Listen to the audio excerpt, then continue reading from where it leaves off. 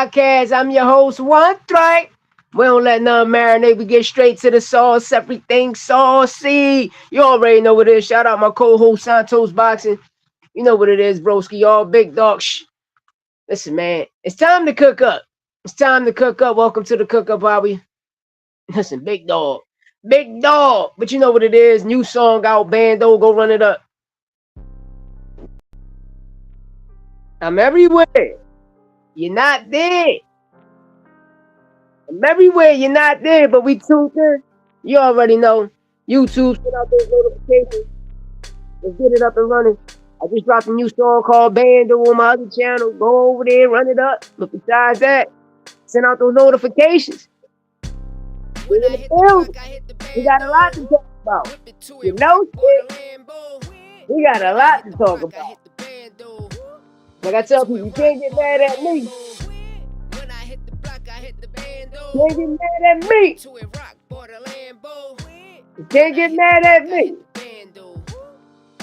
But we're here, it's time to cook, y'all. Bitches on my dick, they know I'm certified. Young trap nigga, well organized. Send those notifications out, please. Play him like Nintendo, all my shooters wild. Mr. Top 10 from the come on. Strap on the K, watch me. Come on. Fuck a foul play, they call them Ubers now. Youngin' on my line like the fools around. Make sure they clear the block if they hit, nigga. Send those notifications out, YouTube. If they hit, nigga. Heard what I said, it's a gym, nigga. Flush everything if yes, sir. Send those notifications out. It's time to cook. Listen, man. Y'all know I'm going to cook on this. You know I'm going to cook on this. Y'all know I'm going to cook on this. Y'all know I'm going to cook on this, man. Since 147, hit that like button, hit that share button. Since 147. Since 147. Hey, Louis Azza, what's up? What's up? 745 clock guard pound. Extender on the 5, bet I chop him down. French you know I'm big dog in the drip, man. Big dog in the drip. Look in the chat. You know me, big dog in the drip. Keep a drum for the locals in the whole SWAT. Treat the shit like narco. Yes, sir. Pablo Escobar before the rooftop. We on it. We on it. Please, we on it. When I hit the block, I hit the bando. Hey, Vergil, we got a lot to talk about, Vergil. We got Vergil, we got a lot to talk about. Because at 147, you the one that hauled ass. Papiski. Meet up, Papiski, you the one that hauled ass. We're not going to do that. You've never been a champion. We're not going to do that.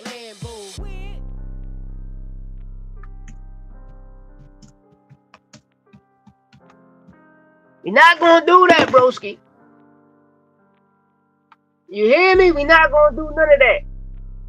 Hit that like button. Hit that subscribe button. You know what it is. You know what it is. It's All Facts, No Opinion Sport Podcast. I'm your host, One Strike. We don't let nothing marinate. We get straight to the sauce. Listen, I got a great show for y'all today. You know, Boots and Vergil beefing on Twitter. You know, we're going to break that down.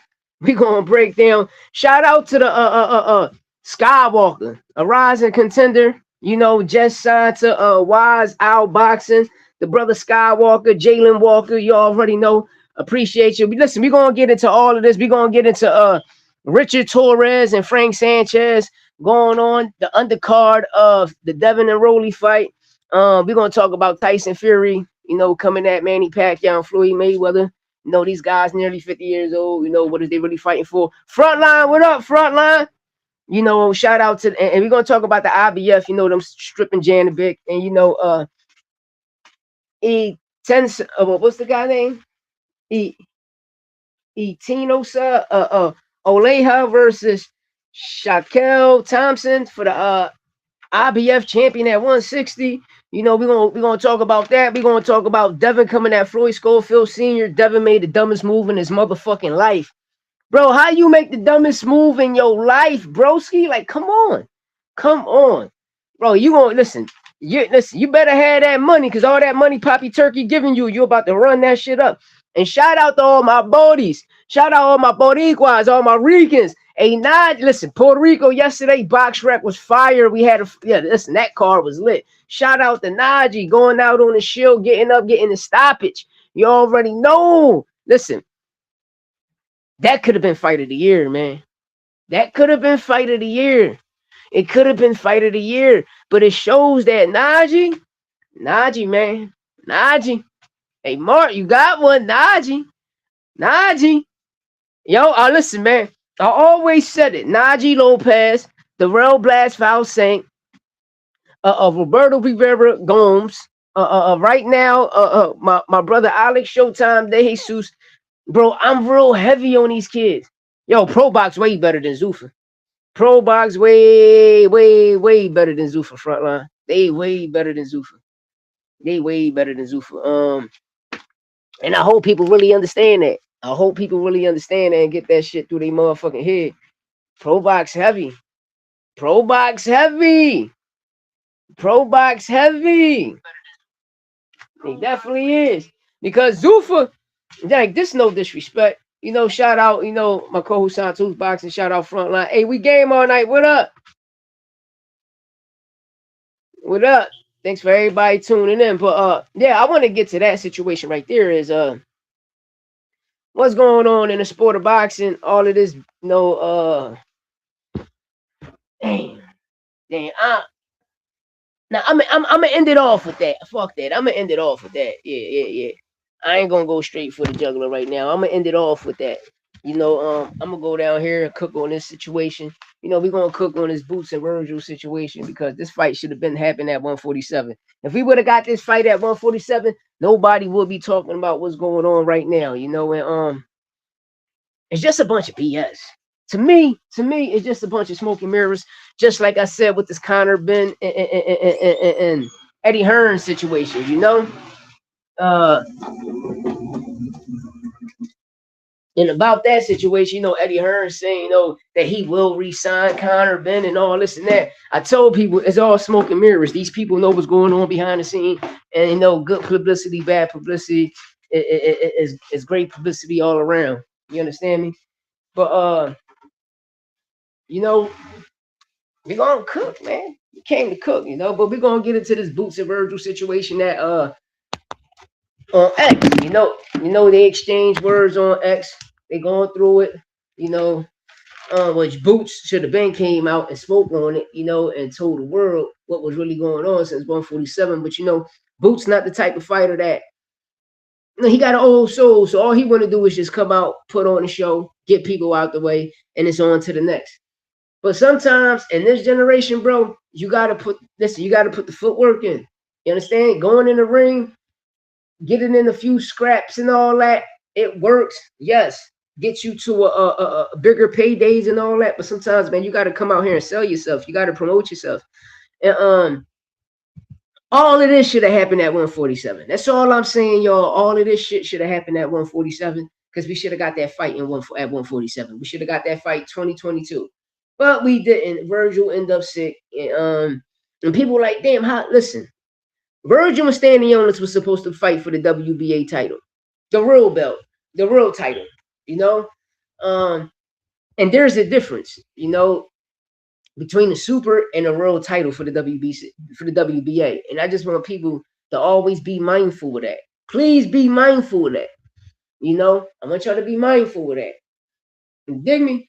But at the end of the day, we never got that fight. You know, Stanionis ended up catching a hand injury. He was out for 5 weeks. So, you know, Cameron Duncan hit such and such up.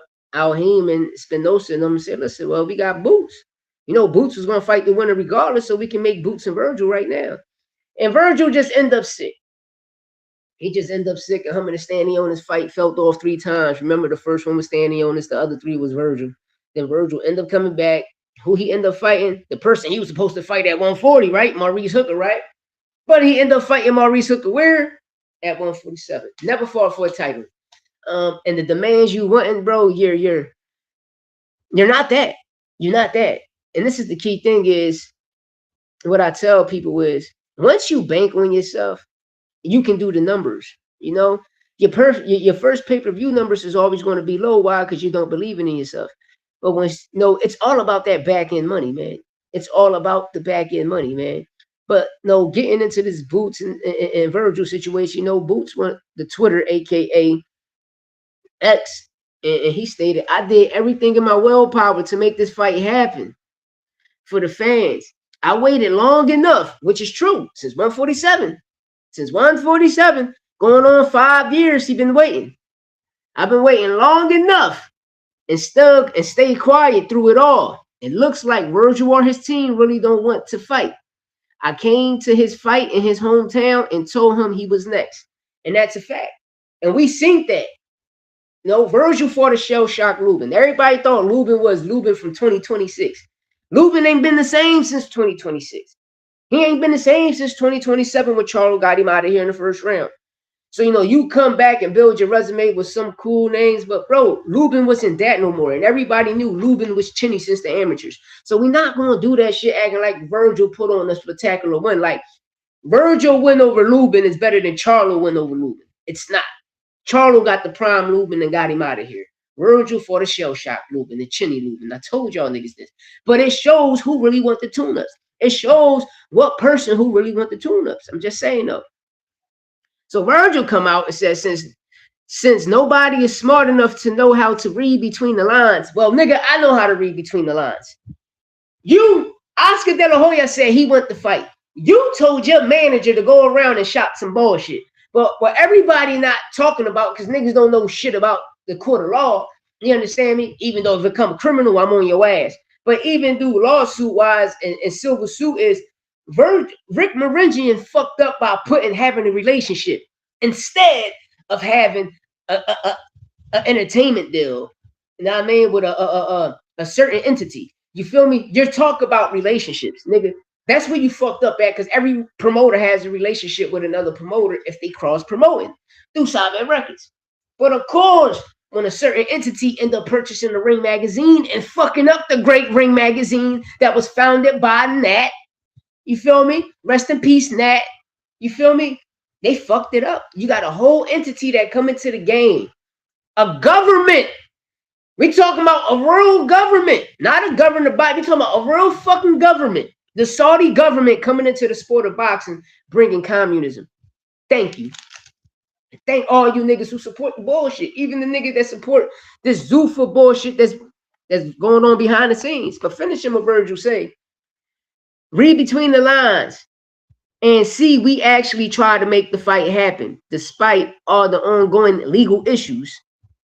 I'll spell it out for you and everybody else. Me? The no output? But the no output is Vergil. You post that, but you ain't come back and said shit. You made that post, but you ain't come back and exposed nothing. All you're doing is exposing yourself. Yes, he did, V Money. A VA. Listen, this is a systematic duck.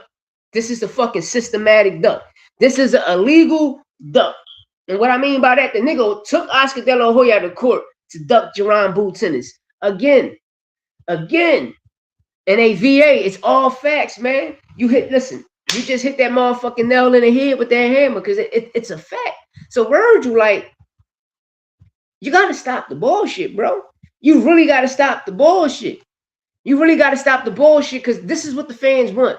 And if we get this, if we can land Boots versus Vergil, and this is the key thing I tell people, Oscar De La Hoya said he still want the fight. So it proves that Vergil was the one who don't want the fight. Oscar said it all along. But the world knows Rick Maringian only should be negotiating with Oscar De La Hoya. Why? Because Vergil was signed to Oscar. Yes, it is. Altruistic duck. Yes, it is. Yes, the fuck it is. But Oscar came out when the lawsuit first happened. Oscar said we still want the fight to happen. But it proves that Vergil don't want it, y'all. And the reason I say that, because y'all watch when Boots went to that motherfucking fight when he fought shell shock Lubin, got Lubin out of here, and Boots got in that ring. Said, nigga, I'm going to make you pay for everything all of these bitch ass niggas saying. I'm saying it like that so the world can understand. Boots stepped in that ring and turned Vergil duck ass. Now, I mean, Howard the Vergil duck, that he's going to whoop his ass for everything all of these bullshit people been saying. Senior seen that shit and was like, yo, this nigga is a monster. This nigga my size. He's going to demolish my son. You see what Chuck did to fucking Vergil? Vergil last 4 opponents besides Lubin, because I don't know, but besides Lubin from Madrimov, Chuck, a bum ass Frederick Lawson, nigga, it was all his sparring partners. Then he ended up fighting them. Make it make sense. But at the end of the day, we watched Vergil get out that ring, go into the dressing room, and change the whole tone. You know, my dream fight is Earl Spence. How, nigga? How? Earl Spence just went upstate and did a 1.5 to 3. They just paroled that nigga in a halfway house. So how the fuck he gonna fight you in a halfway house? That nigga in the recovery halfway house because he got found with 20 pounds of Bud. You know what I mean? Bud was beating that nigga ass for real. Yeah, yo, hey, frontline. I'm glad Xander exposed that because listen, that nigga is a 30-year-old prospect.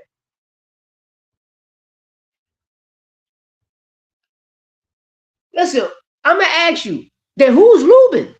Lubin a tune-up, my nigga. You heard me, Timmy T? Lubin a tune-up. Lima is a champion. So we can't go by that. We can't go by that. You see, one thing when Turkey purchased the ring, he forced the world to believe that all of them fighters across seas is really that, and he not. Y'all watching the fall of American boxing. Well, they're trying their best. But come on, man. Ever since Turkey purchased the ring, they fucked the Ring magazine up.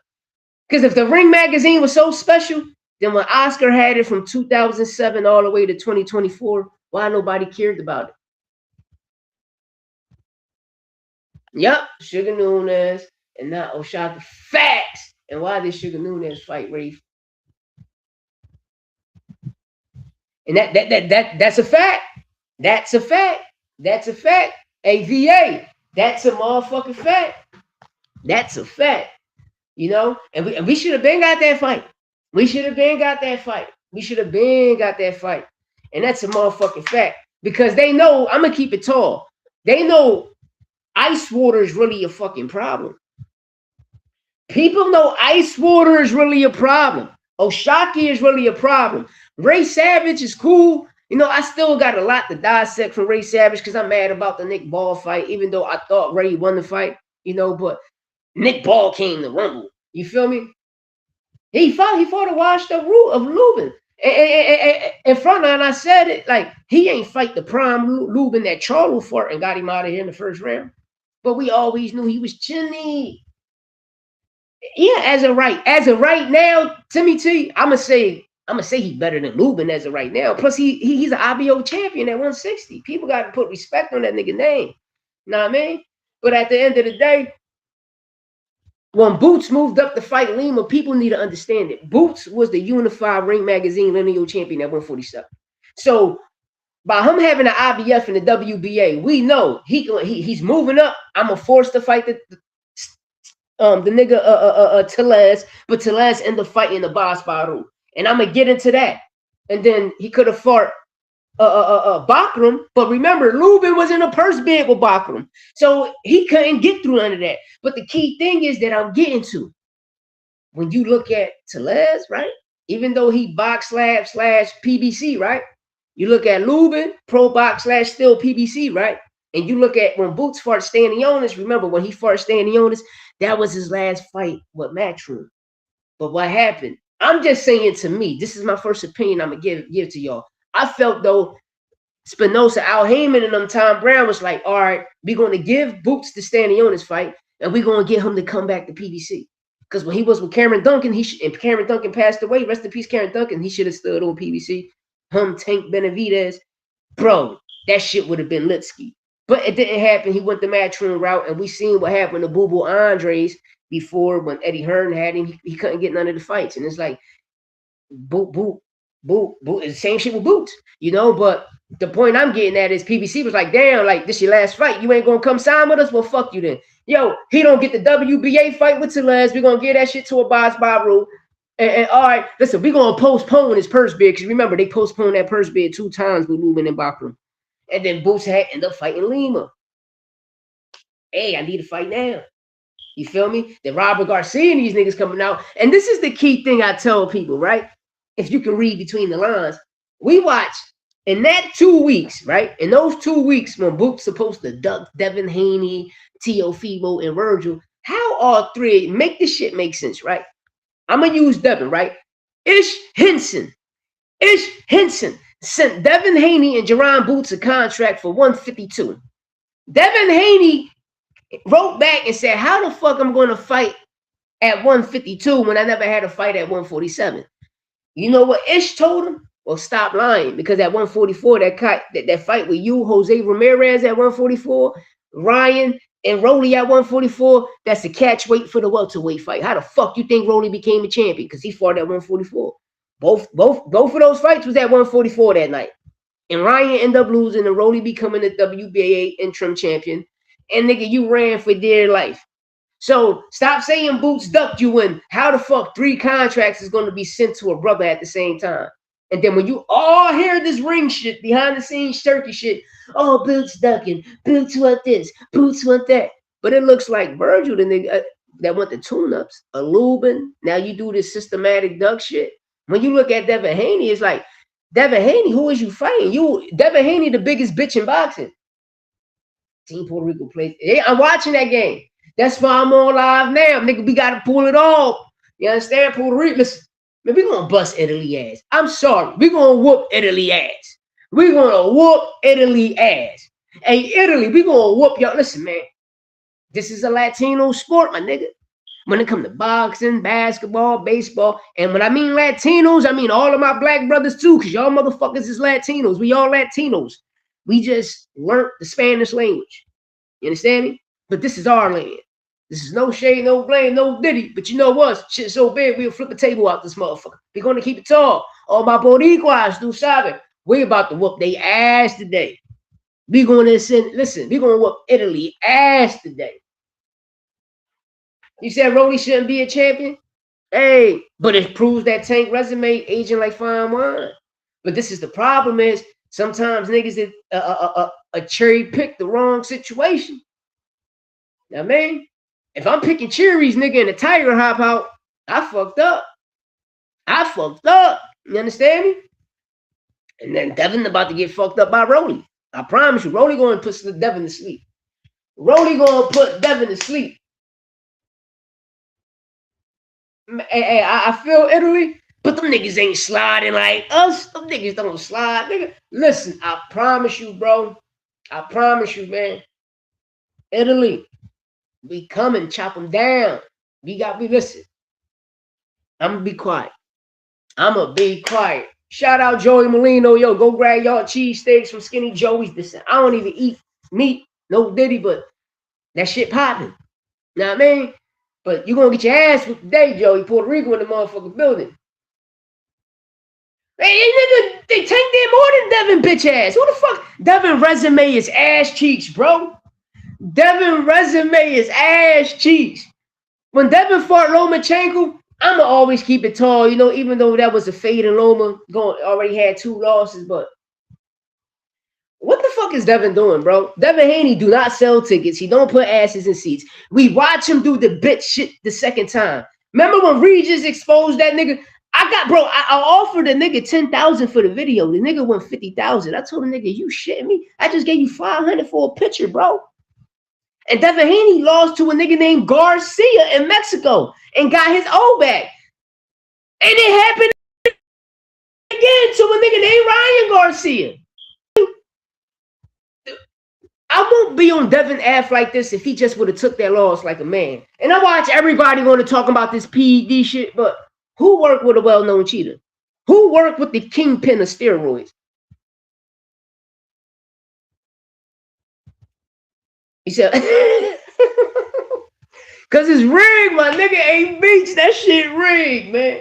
No, I'm not. Beach. I'm not. We're going to fit. Like Beach. You know, I straddle the fence in certain fights. I always say, if it goes by knockout, this person gonna win. If it goes the distance, this person gonna win, so I can protect my ass.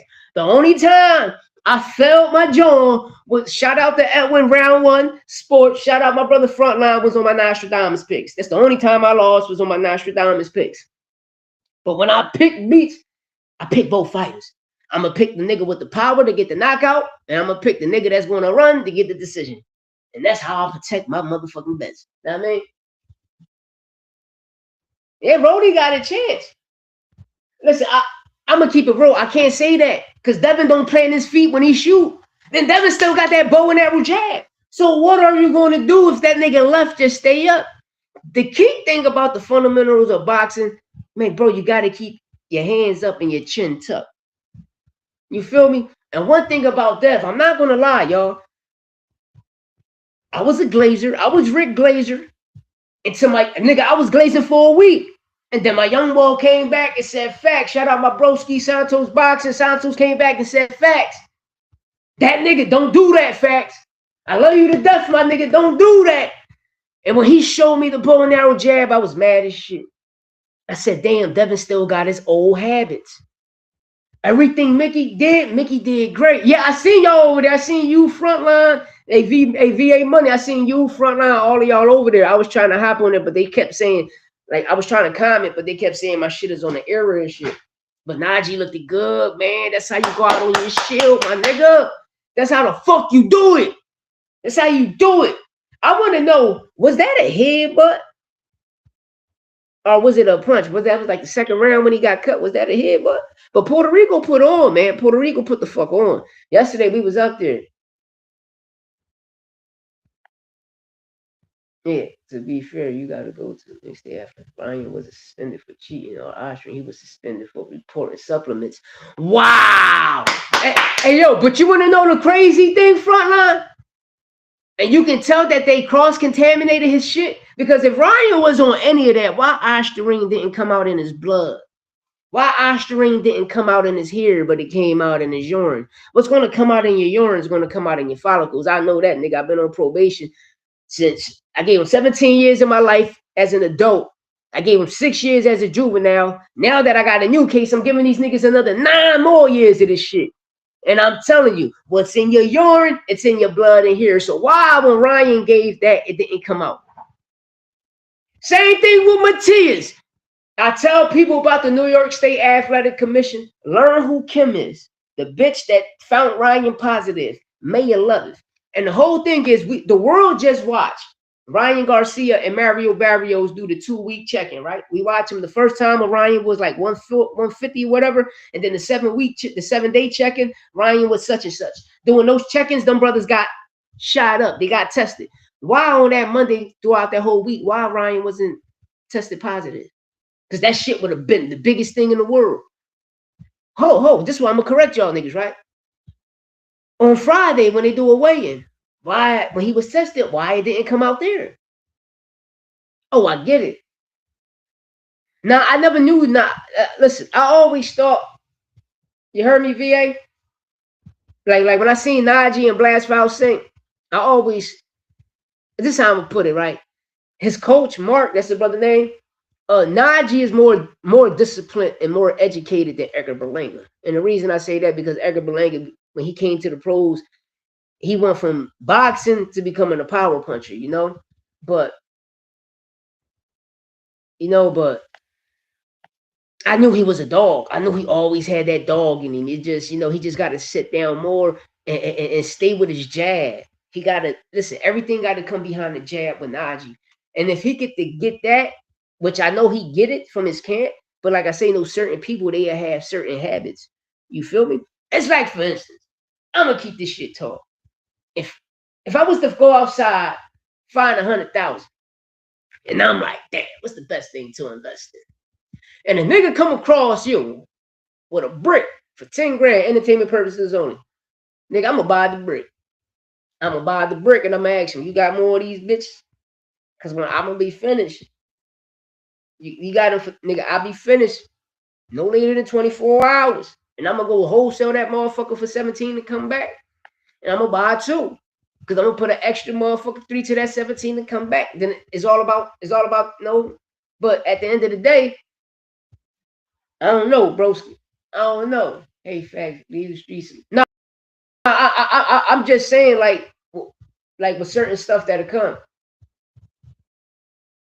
Yeah, all the motherfuckers in the feds. You know, and it's sad because you know a lot of these fighters be targeted too out here. You know, because I seen it a lot. I watch a lot of fighters from Philadelphia was pros, and they come back, and you know, you just end up hanging with your cousin, then your cousin get indicted. And I watch a lot of these great fighters end up losing their careers just for being around a person. You know, just for being around a person, and people will make up fucking lies. You know, but that's the point I'm getting about the Ryan situation is like he did everything, just like Matias did everything, just like Canelo made Victor Conte put his foot in the mouth. But nobody talk about Victor Conte being a cheater. Nobody talk about the RHGH that get out your system in 48 hours. Nobody talk about how every snack fighter, once they done, they get into the locker room, which they cut the cameras off. They all on the IV. Why? What is you hiding? What is you flushing? That's all I want to say. Because it's two sides to the story. But we know Victor Conte is a fucking cheater. We know that.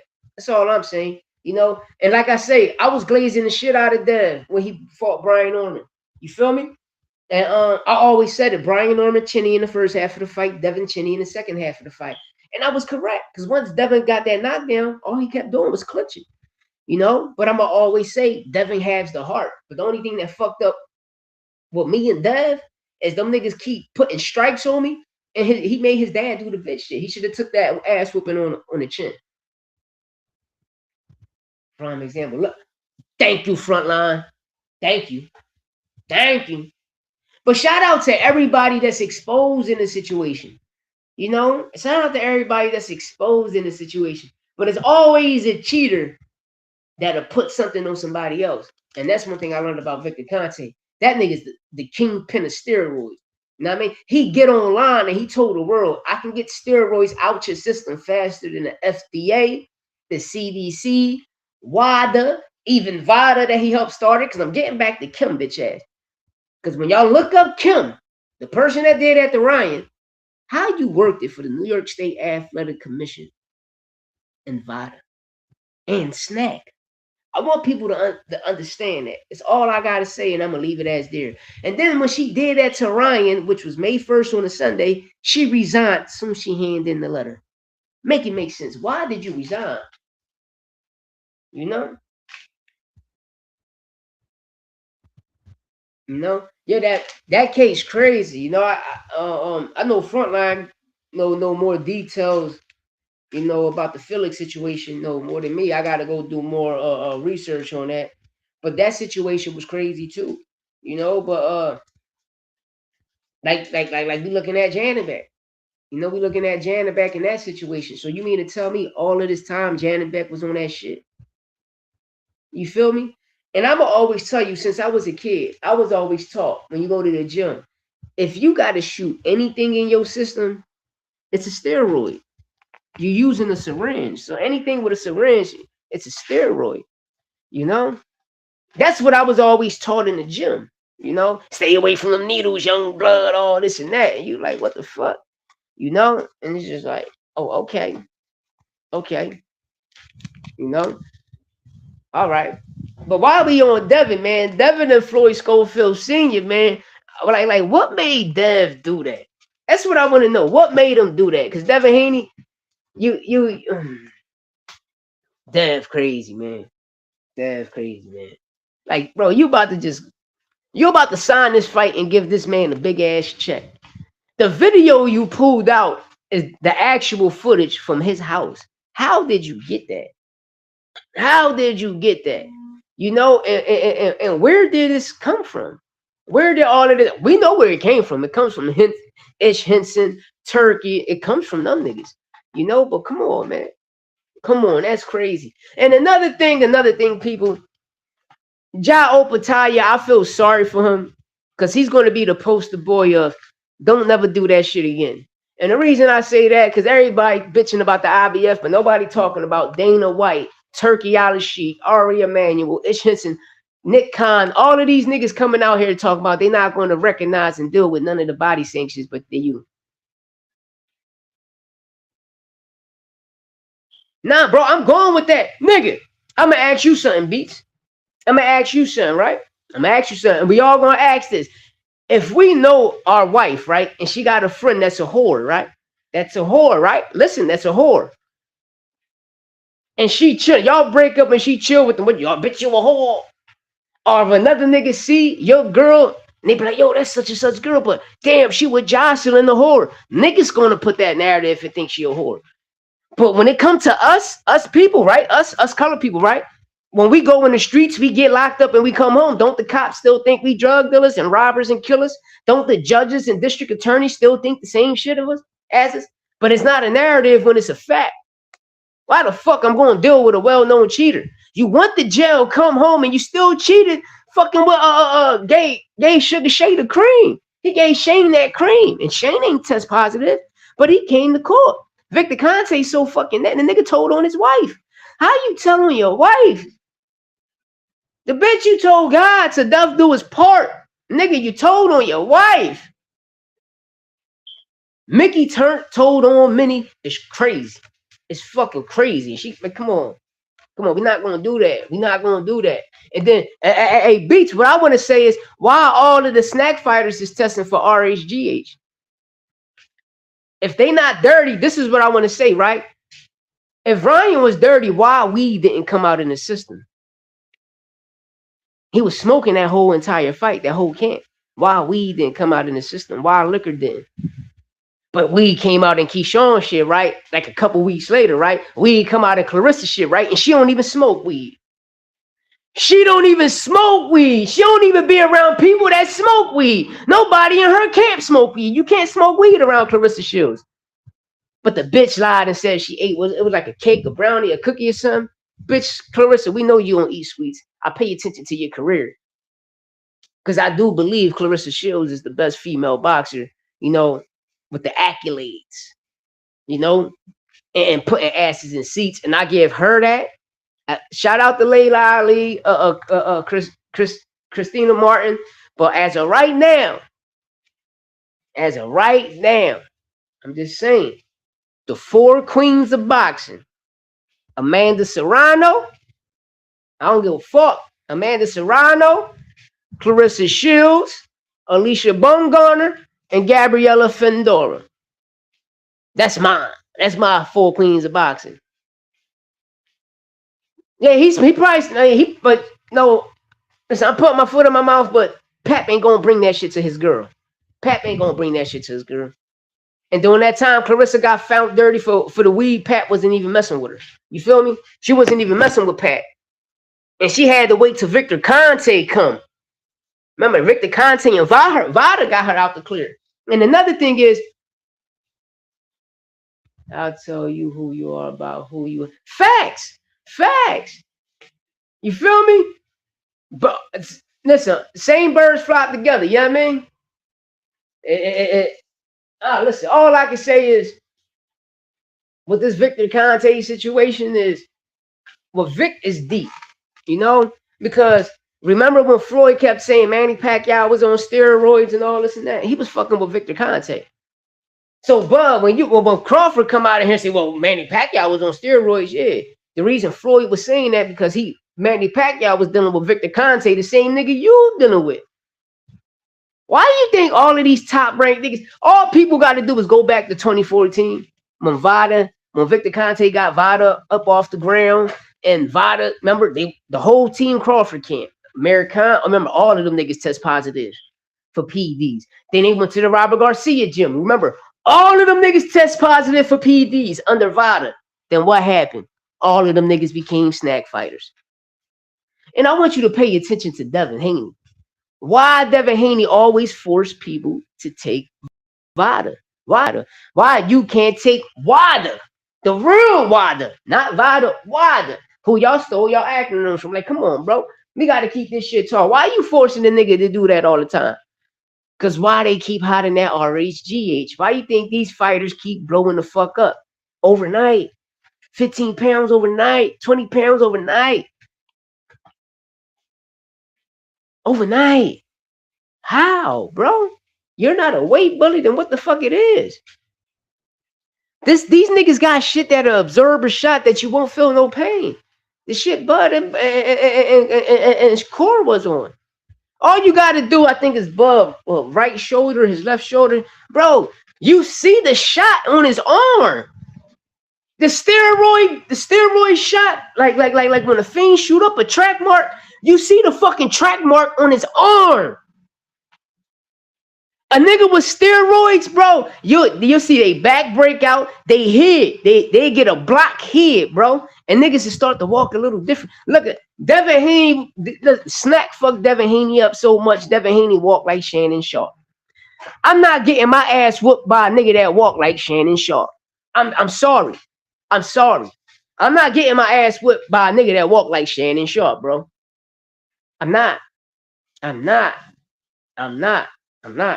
You got me fucked up. You got me fucked up. And I'm always say it, man. Ryan got Devin number. You feel me? It's like,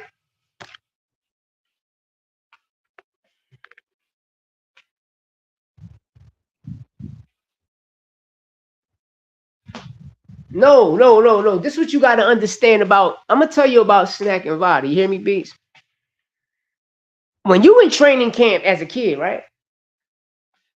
Even before you deal with Snack or anything, there's no doctors in your gym. There's no doctors in your camp. But once you become a Snack fighter, now you got all of these doctors in your camp. Make it make sense. That's all I'm saying. I got my sons that box. I got my nephew. Know what I mean? Hey, frontline, my son just sparred my nephew-in-law, Devin. Know what I mean? I got the nephew-in-law. Ain't no doctors in their gym when they training. But when you a Snack fighter, there's all types of doctors. There's all types of doctors in there shooting you up and all of that. Why you think Boots just said, yo, just give me the shirt. I'll represent it, but I'm not doing all that shit, putting none of that in my body. If people really know. If people really know. I don't trust Vada. I will never trust Vada. I won't. And I'm going to feel sorry for him because I got Rolly going to end up knocking Devin. Yes, Devin can beat him. But people right now, we don't know how Rolly look after he been dealing with them Cubans. Them Cubans got that boy footwork on something else. But the key thing I want to get to is I watched Devin Haney bark at two people. And Boots would have smoked him. Yeah, facts. Facts, VA. But when he barked up Xander, Ollie, I'm like, bro, Xander too big for you, nigga. Xander is too big for you. Those, out of your hit list, those two fights don't make no sense. But shout out my brother Greg Hackett, who exposed it. He don't believe it. It's just like Jimmy's on the ice cream to make, his hit list stick out there. But those two fights, Devin ain't ready for that. Devin ain't ready for that. Mentally, he might think he is till he get in that ring. And Xander gonna hit that nigga with some shit. He gonna be like, damn. But once he get in that ring, he gonna be like, yo, this boy big as shit. This young kid big as shit. Listen, man. I like Devin Haney as a fighter. I always did. I was about to beat Rick Glazer after the Brian Norman Jr. fight. I'm happy Mickey in his camp. He got to keep Mickey in his camp. But a lot of fighters, he just got to work on that bow and arrow jab. I'm not going to sit here and act like Devin ass when he not. You feel me? I just get mad off the bitch shit he did. That's all I get mad about. Because that Ryan situation, come on, bro. You should have took that ass whooping like a man. You feel me? You want to blame something that's not. Then the motherfucker, then he might pass the Vada test about popping. No. See, that's the thing. You see how USADA found him? But Dana White, when you go over there, Vada help you clear it up. You become Snack fighters. When niggas be Snack fighters, Vada clear you up. That's why I tell every Snack fighter that go to USADA or WADA, they all going to test positive, bro, for RHGH. They're going to test positive for a steroid. That's why every nigga that use Snack force a motherfucker to take Vada. Look at the Monopoly board, bro. Victor Conte went to jail for this shit, right? So by him going to jail for this shit, you don't think him sitting in a cell or being on house arrest like, damn, so I won't get caught. I got to start my own doping agency. And he did it. I mean, El Cante. That's what they call him, El Cante.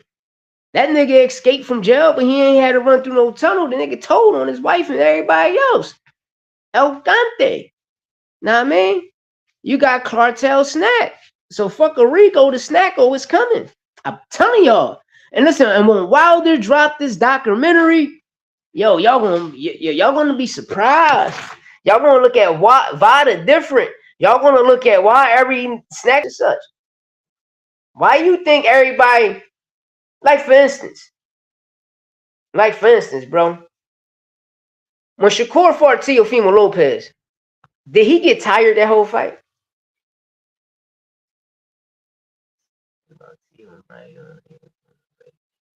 No, hey, Beach, you remember what I said? I said if it goes by knockout, T.O. and Brian Norman, first half of the fight. Remember I always said that? If it goes by knockout, I'm choosing them. If it goes the distance, I'm choosing these people. Why? Because it's already rigged. I always pick T.O. for the knockout. I picked Brian for the knockout. But when it came to decision, I always said they're going to give it to Shakur and Dev. Facts. They favorite top rank fight. Thank you, VA. Thank you. And when you look at, hey, V, I appreciate, listen, man, fuck that.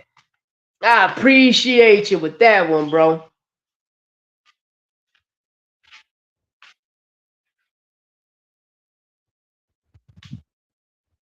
I appreciate that. I appreciate that.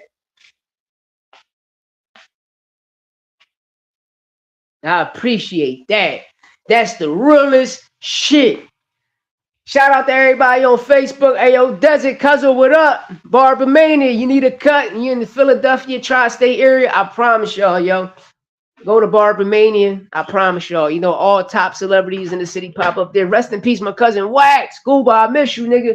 You know, but shout out my cousin Desert. You know, Barber Mania. Go down there. 20th and Banbridge. Get the sharpest cut in the motherfucking world. You know what I mean? But if you want to get it, join in the trenches, come holler at me. But besides that, you know, holler at, shout out my brother on the road, my broski, my nigga JR. Hey, Jay, what up? Shout out to everybody on Facebook tuned in. I appreciate you, you know. But yeah, man, Vada's something different, man. Vada too crafty. Vada is too crafty for me, you know. Cause I was thinking, I'm like, damn. So I asked the fighter.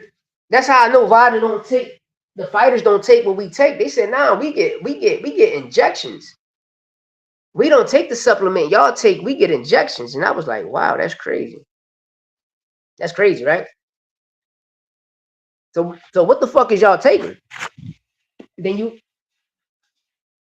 he looked at Dev versus the monster.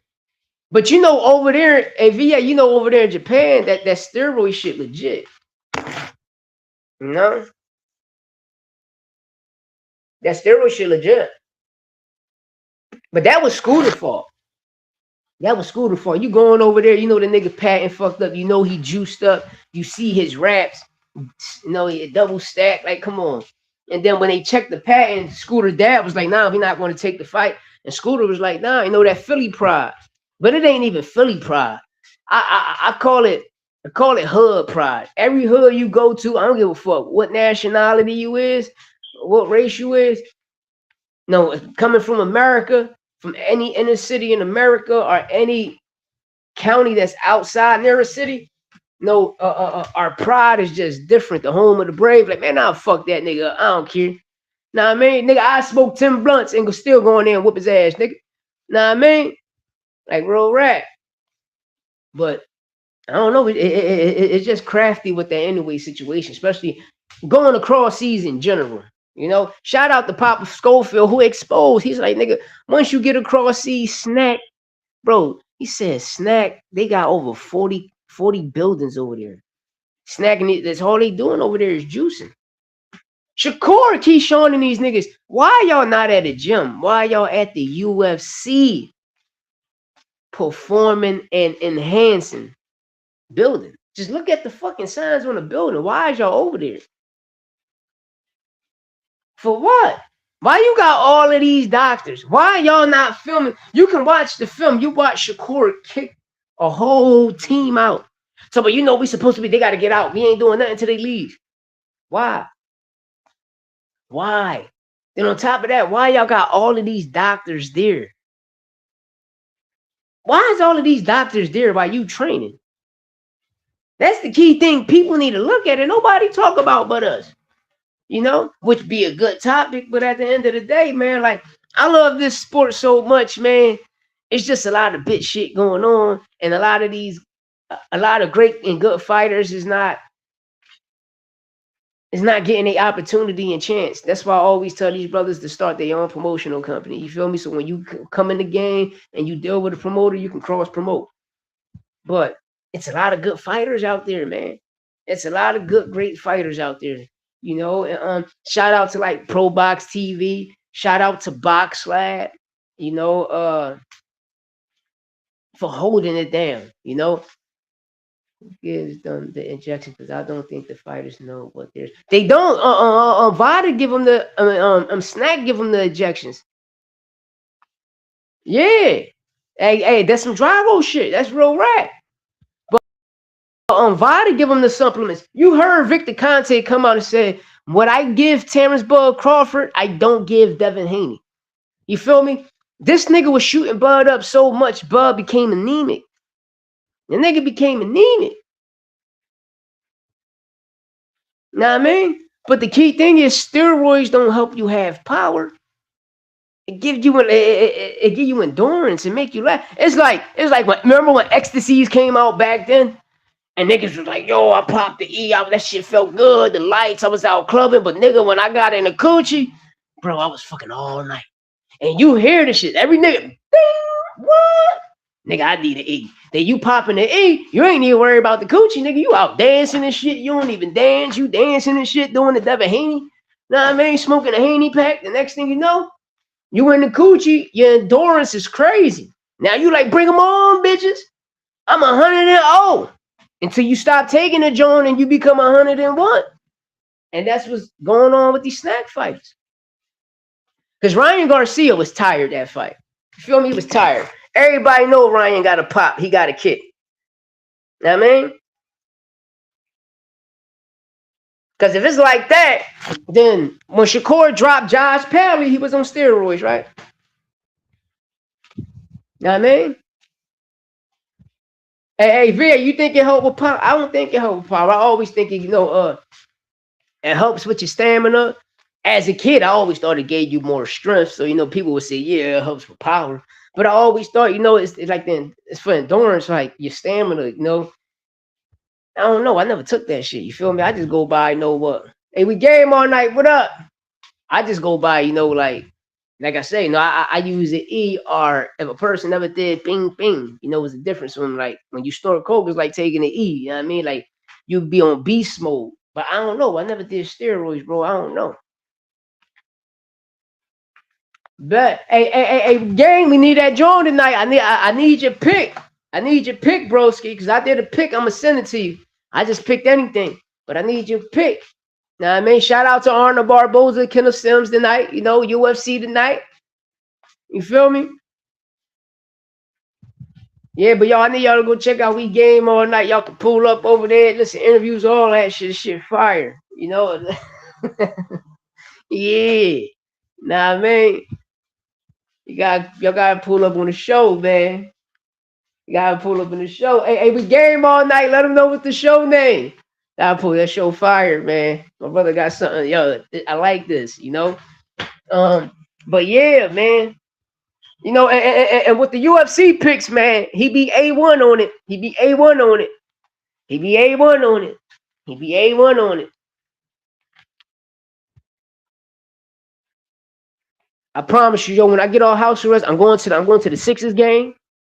I'm going to the Eagles game. And when I see that nigga Cam Ward, and when I see the kicker, I'm going to break his fucking leg.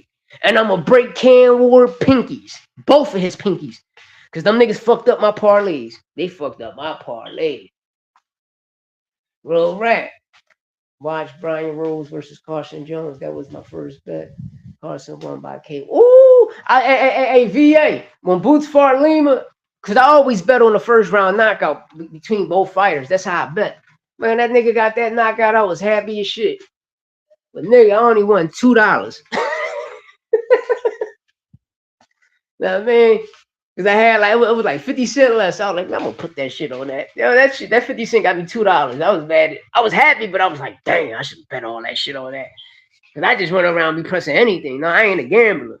You know what I mean? That's why I told you. If you give me 10 grand and you be like, you on the grand, nigga, I'm going to re-up. I'm going to cap. I'm going to bring that shit back. It ain't no disrespect for entertainment purposes only.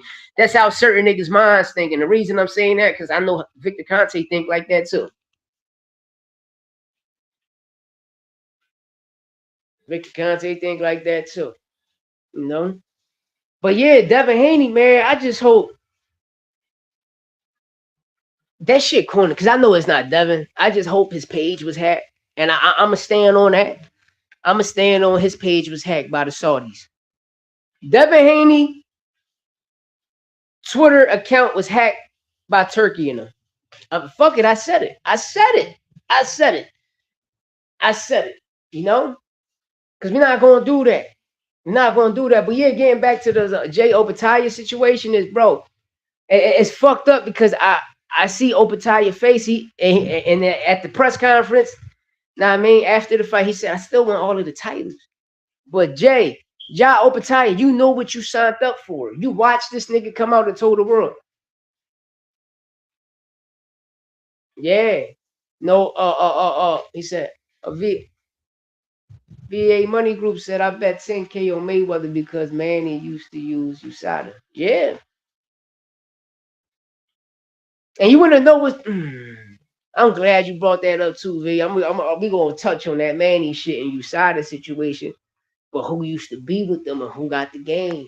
Yo, this nigga Vic is on another level. But yeah, with the Jay Opataya situation is, brother, you knew Dana White came out and all of these niggas saying that they're not going to deal with no body sanction. You feel me? And when you got signed, we was waiting to see what was going to take place and how this shit was going to happen. And that's what I keep saying. I'm going to keep saying to this day. If Zulfa should have Zulfa Boxing Promotions, and they should have just regular Zulfa, however they doing their situation, whatever they doing, how the Zulfa Boxing fights are, you know? Because y'all going to lose this lawsuit. Jay Opataya, I don't know who the fuck your lawyer is, but that nigga in Australia, he don't know the laws in the Constitution of America. He don't know the laws when Dana White got on that motherfucking screen and said that he's not going to recognize no body sanction. That's where he fucked up at, you know? And me personally, because I'm going to keep it, I'm trying to see that I hear Turkey say that shit. Because I'm not going to put smut on nobody's name. I never heard Nick Khan say it. I never heard, but if they did, somebody let me know. I just only heard Dana mention it. Yeah, but they see, that's what I'm saying. Like, if they got the wrong person, to lead Zulfa. That's all I'm saying. You know, because at the end of the day, y'all know Zulfa Boxing. You know, boxing politics, boxing rules, especially the Muhammad Ali Act. You know, y'all can't start your own title. Because if it's like that, PBC would have had a belt, Top Rank would have had a belt, all them niggas would have had their own belt, and the fighter make shit. You feel me? And that's why I tell people, they're going to force you to believe that these fighters are getting paid when they not. And then you got these fighters. Listen, you know a fighter not getting paid. Just look at their shorts. Look at the trunks. No sponsors, no nothing. You feel me? No nothing. And then on top of that, they violate the rules, after a fight, but you got 60 days to 90 days to heal. It's like in sparring. You in sparring, you get dropped in sparring, and you in a championship fight.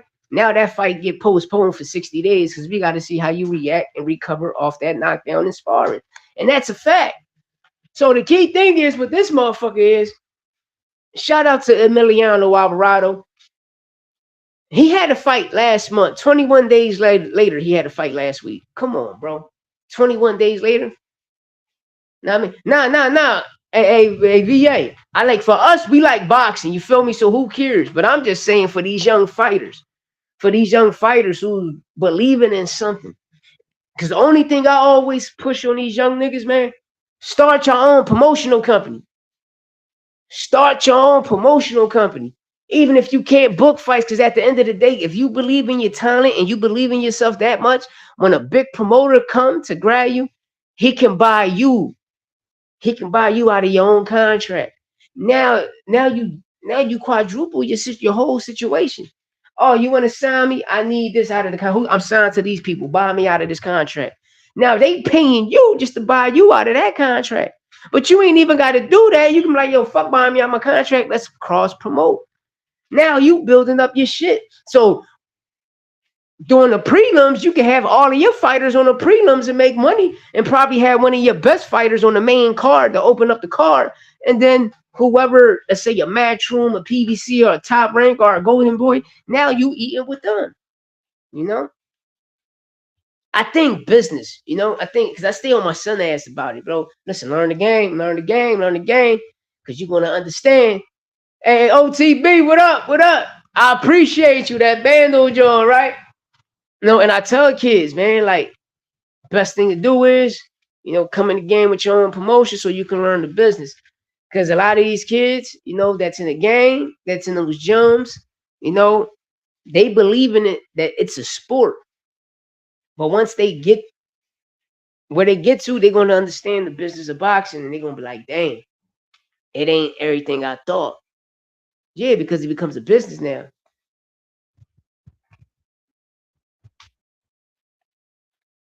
You said, I'm done with sanctioning bodies and their goofy ranking dudes like Ryan can lose every fight and still get a title shot. Hey, man, it's the relationships you build. You feel me? It's the relationships you build.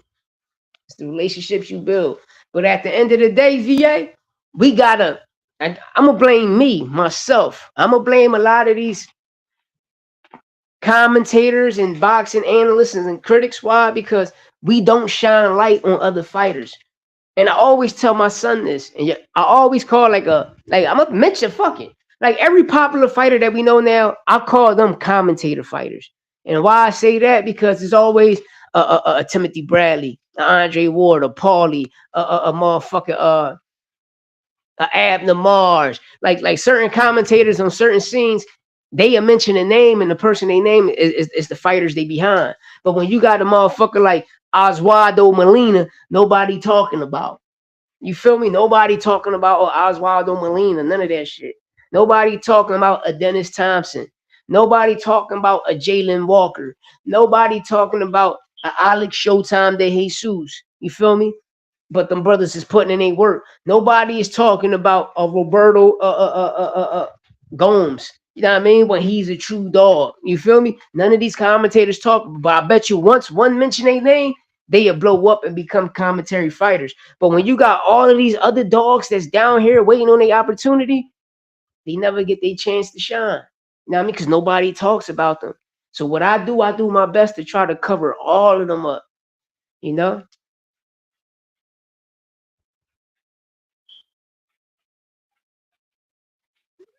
I'm gonna keep it tall, y'all. We, like I said, we got to know the business of boxing, because we really don't know. We really don't know. We don't know that. People can't say that. We don't know that. You understand me? Because sometimes it be the fighter. It be the fighter who don't want to fight.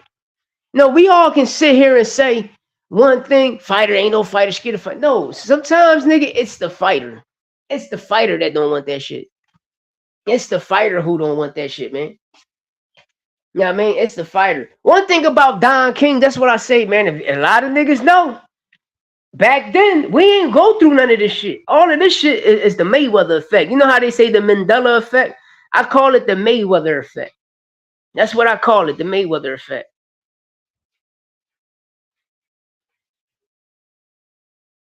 Being better than Rolly Bell, Ryan Connix. I agree with you. I agree with you. You know, like the kid Strong. If I'm not mistaken, his last joint was on Pro Box. If we talking about the same guy, that's the same guy we talking about that fought Tiger Johnson on Pro Box. You know, but at the end of the day, you heard me, VA? It's these commentator niggas, you know? That's why, and I tell people, if you got any up and coming fighter, I would love to interview them. I would love to put them on here. So, you know, tell their story, but to get their face out there. This is what this channel was all about. You know, I'm going to cook on shit. I want people to hit the link, come up here and cook and give y'all facts. You feel me? But at the end of the day, these is the fighters I like to talk about. No, I'm gonna keep it real, bro. I'm gonna keep it real, nigga. It like 168, 175, that nigga is. You feel me? But niggas, am I wrong for saying what I said last live about, you know, Devin Haney was there because, you know, I made it the thumbnail, but I'm talking about every fighter that cuts weight. You're a weight bully to me. You feel me? So all I'm saying.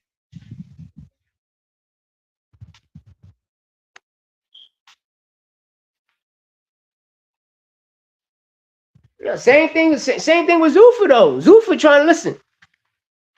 Zuffa wanted signing the Zuffa is like signing a 360 deal to a record label. This is no disrespect, you know. But what other people need to understand is the company got to make more money too. You feel me? I'm just saying, though, you go work at 9 to 5, you clocking in. You think you're gonna make more money than the boss that day? Fuck no. Nah, man, fuck no. You know, but that's why I say these fighters got to start their own promotional company, man. You know, because at the end of the day, I don't know. You know, we just going by, like I said, a lot of us just going about what we hear, see, and what we read, but we really don't know. Because if we did, you still see fighters to this day signing to these people. You don't believe in weight bullying? I do. You know what I mean? They need to go back to 8 weight divisions. You feel me? That's all I'm saying. Because we won't be complaining. Oh, that nigga at welterweight, now you already get it. You know? But when you got niggas shrinking their body down, and this is another thing. People, please. Yeah, they the G League, but please. I dislike when a fighter take off a whole year, right? Nigga, you on steroids because you took off a whole year, right? And then they come back. And then they go to the gym. And then you hear these niggas be like, I'm in the best shape of my life. This is the best camp I ever had. Then they get in the ring. Then they put on a cool performance because the other person came to bang.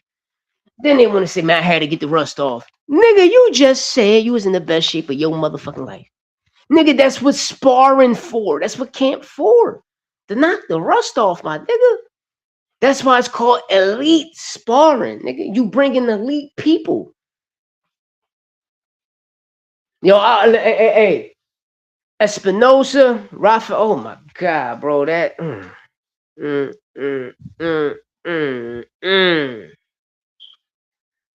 126, 130, 135, 140. I believe, you know, because you see what Spinoza at now. I believe those other divisions I named, he got the opportunity to put pressure and pain on them niggas. Yeah. I like Spinoza. His inside game is mean. Yeah, I'm paying for that Tank and Pitbull fight. You damn right. Because if you're going to do a rematch, you got to start with Pit. I'm going to always say it. Pitbull beat Tank. I don't give a fuck what anybody say. He was whooping Tank ass so bad, the fucking announcer lied and said Tank hurted his hand. And then after, go back and watch the end of the fight. Tank said he hurted his shoulder. Then Tank went behind the scenes and said, I synced the shit, bro. Said, bro, I ain't hurt nothing. Know what I mean? That nigga Mayweather and them just set me the fuck up. Yeah, listen, hey, OTB, we know that. Because remember, Boots was Crawford mandatory for the WBO for some years. Then he went over the IBF route, beat a former champion. Because remember, all the guys at PBC said, well, you never beat a former champion. Then Boots ended up beating who? The IBF champion at 140, who was what? Sergey Limpin, is only nigga to knock him out. Never got that opportunity because he was getting paid step aside money so Spence can go collect the title. Spence was knocking on niggas' door. Oh, guys, give me that. Porter, give me that. Kel, like, he knocking on niggas' doors. Give me that, give me that, give me that, give me that. And we never got it. And then, you know, Crawford stepped up to the plate and got it, Boots. And another thing about the, remember, Boots and Vergil was supposed to fight at 147. We never got that shit. We never got that shit at 147. Never, you know. And now we just seeing a systematic duck. What my brother VA's they said something about a duck, a crazy duck. What's the name of the duck? My brother just said. No,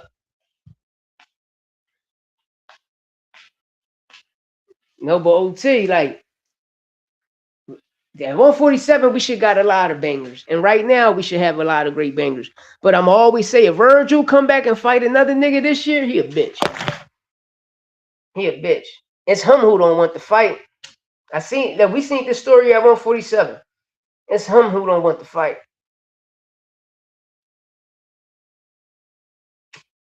Know what I mean?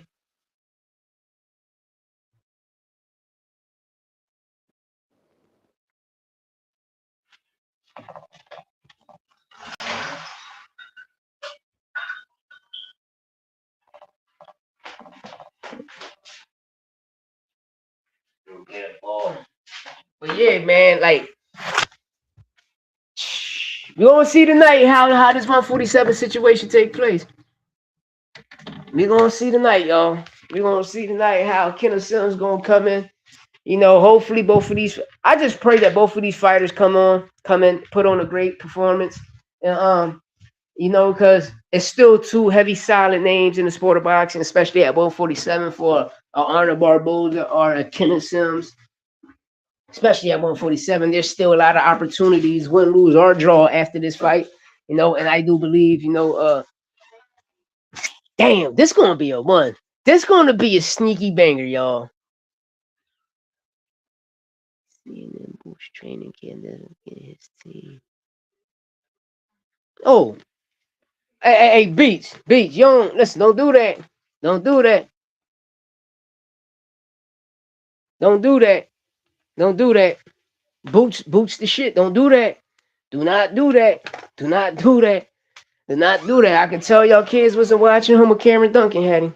You want to take it up? I can tell none of you kids don't know. If you know anything about the late great Cameron Duncan and how his fighters is, you better understand me. You better understand it. Boots is the shit. I'm telling y'all. Boots is this generation. When Roy Jones was in his prime, Boots is this generation of Roy Jones. I'm trying to tell y'all, that boy is different. Vergil don't want that fight. Vergil do not want that fight. The world know, we see it. Oscar De La Hoya said he's still gonna let the fight happen. Vergil don't want that shit. Thank you. Vergil don't want that shit. Vergil don't want nothing. Vergil don't want nothing. He ran from 147.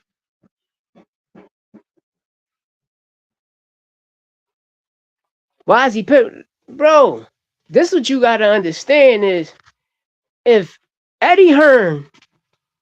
Boots can't get Xander Zayas or Josh Kelly, that means Xander and Josh is gonna unify.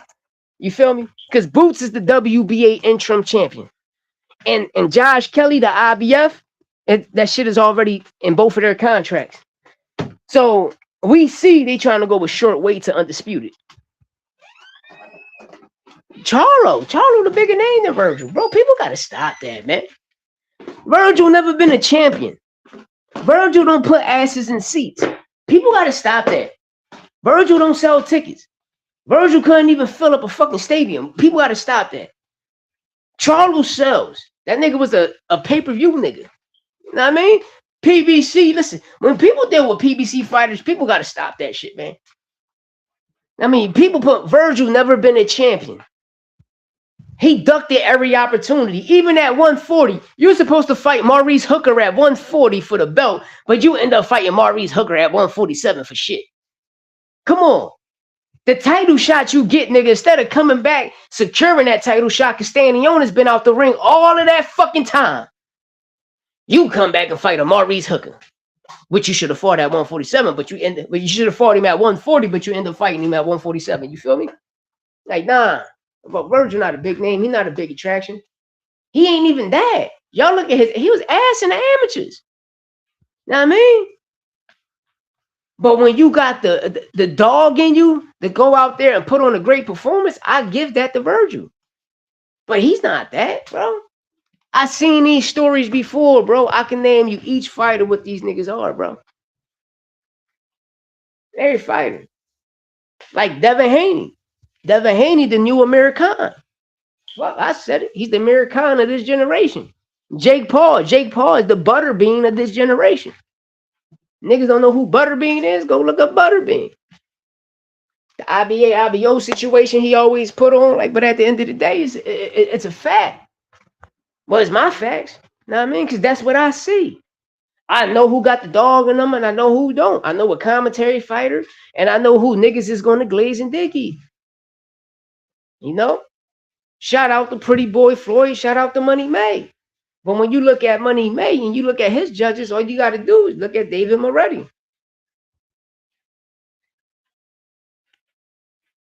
And that's the crazy thing, Beats. Hey, we game all night. When Boots was with Cameron Duncan over there in PBC, fighting over there in PBC, none of them niggas never gave him the opportunity. All of them niggas from Keith Thurman, Spence never said nothing. Spence always said, that kid dope, I'm going to give him his title shot. I'm just going around collecting the titles. And that's what Spence was doing. So you had to salute Spence for that. You feel me? But everybody else ain't want to fight the nigga. Keith Thurman, Sean Porter, all the, you got to get a champion, or you got to beat a former champion. And he did that. And they still never gave him the opportunity. Boots even pulled up on Sean Porter back in the fight and said, nigga, I'll fuck you up. Get in the ring with me. Spar. Porter said, no. All of them niggas know who Boots is. If y'all niggas know who Cameron Duncan is and how that manager moves, to see if he got a dog, he's going to put you in the ring with niggas. How you think Bo Chica end up dropping Brian Norman? Don't you know they sent him up to Philadelphia and the nigga got floored by Boots, didn't see forward and end up going in the ring with Bo Chica and get dropped too? So I tell people, man, like, man, you better do your research. But one thing about me, we was around, we was there, we was seeing the shit, watching it. Watching these motherfuckers like, damn, oh, these some killers. Nah, man.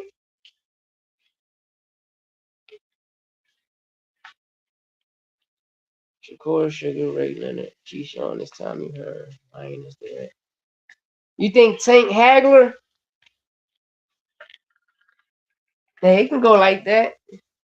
Yeah, it can go like that. That's nice, Beats.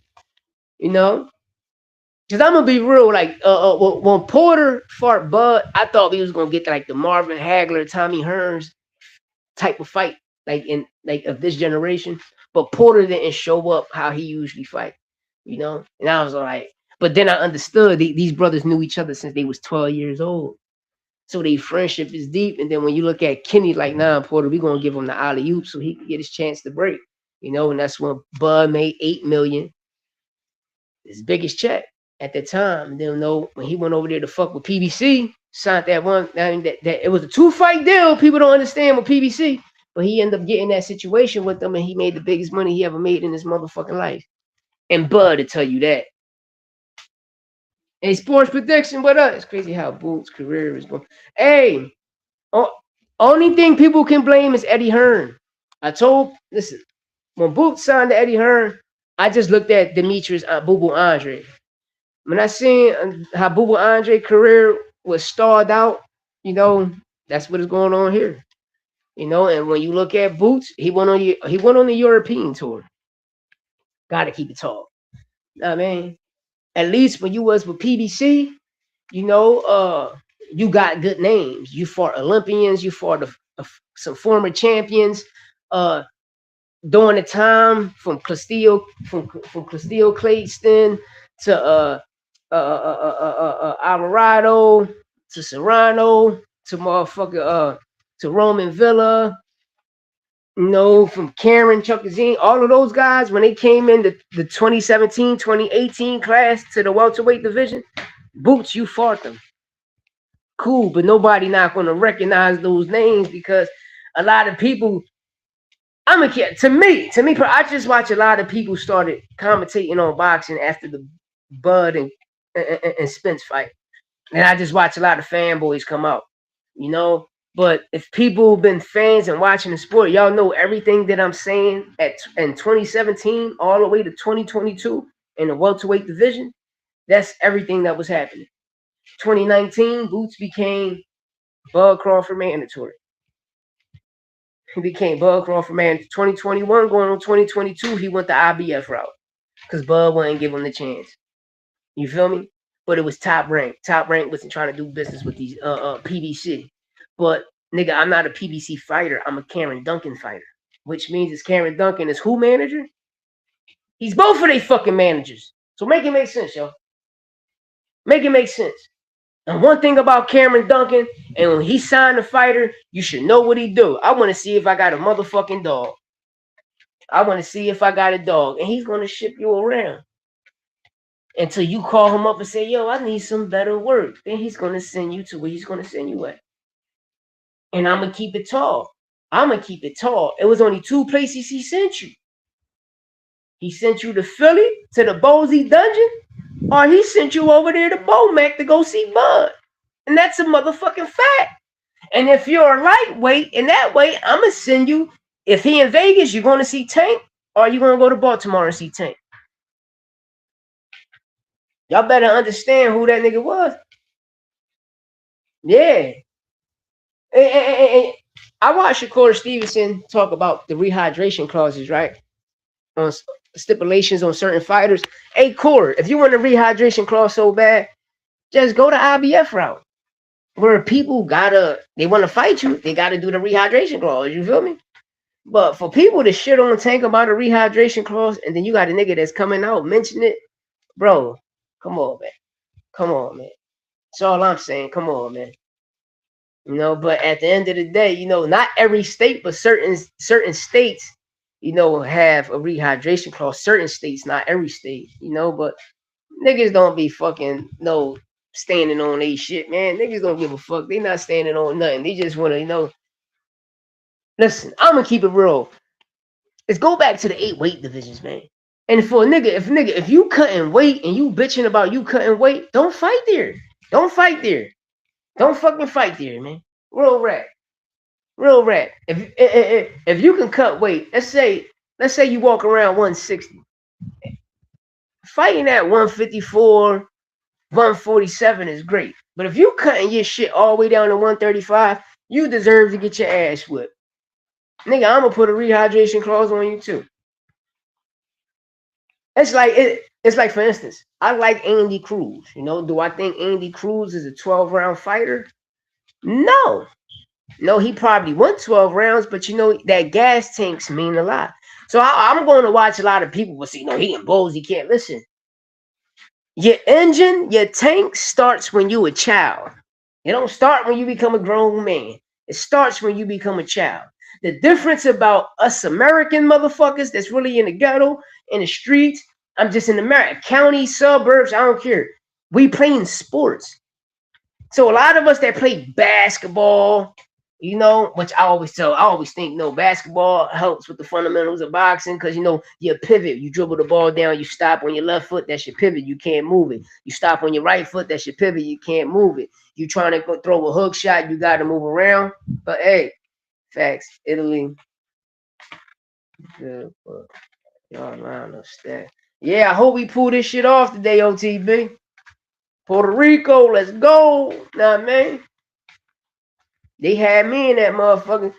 Nigga, I be stealing bases like the cops chasing me. Nah, man. They don't understand that.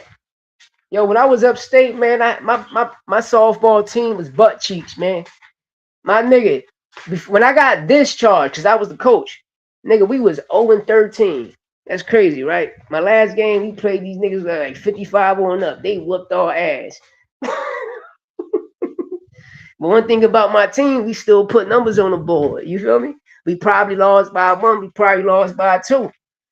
But at the end of the day, you look at my team, I got all the niggas that smoke and get high. You feel me? And if we putting up numbers like that, because I believe you niggas.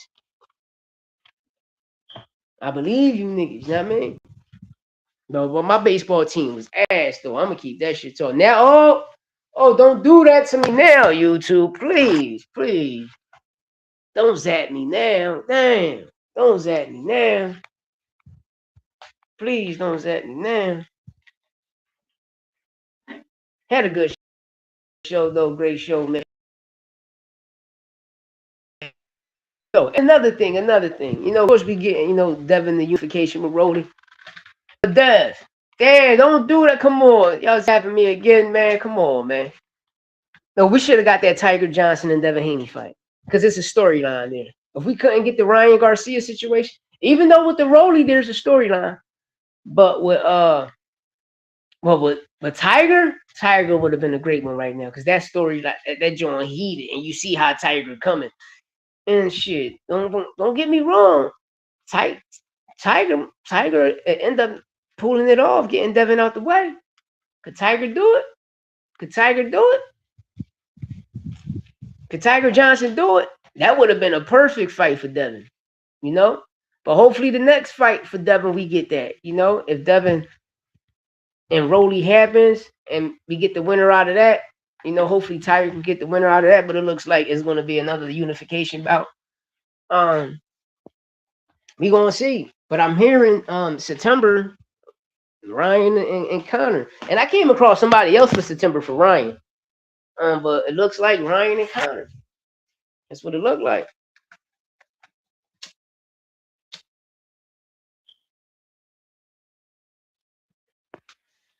Yo, what y'all think about Connor?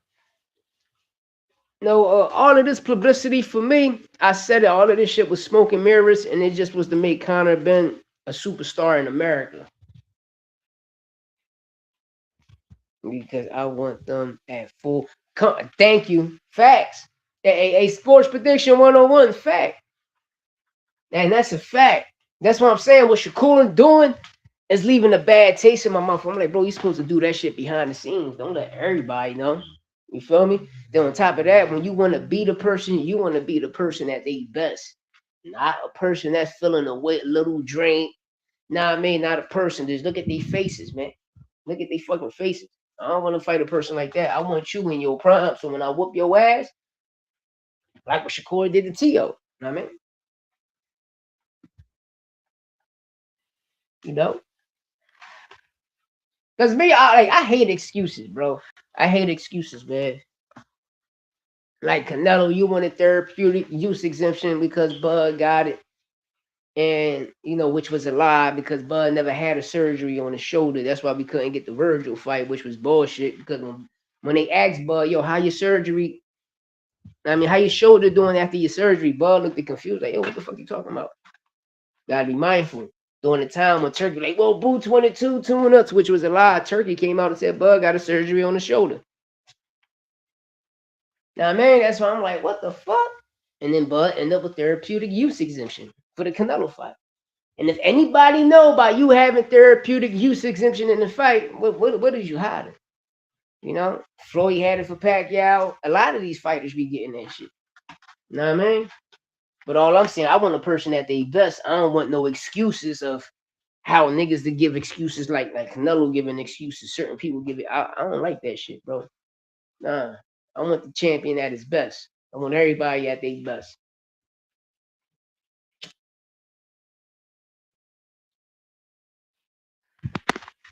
But Tank about to show these young niggas how to do it. Tank about to sell this motherfucker out. Tank and Pitbull. I'm glad this rematch happening because we should have been got this rematch. No, by December, we should get Tank beat Cruz. Lamont beat Zepeda. We should have that fight. I'm telling y'all how the lineup going to go. 2027.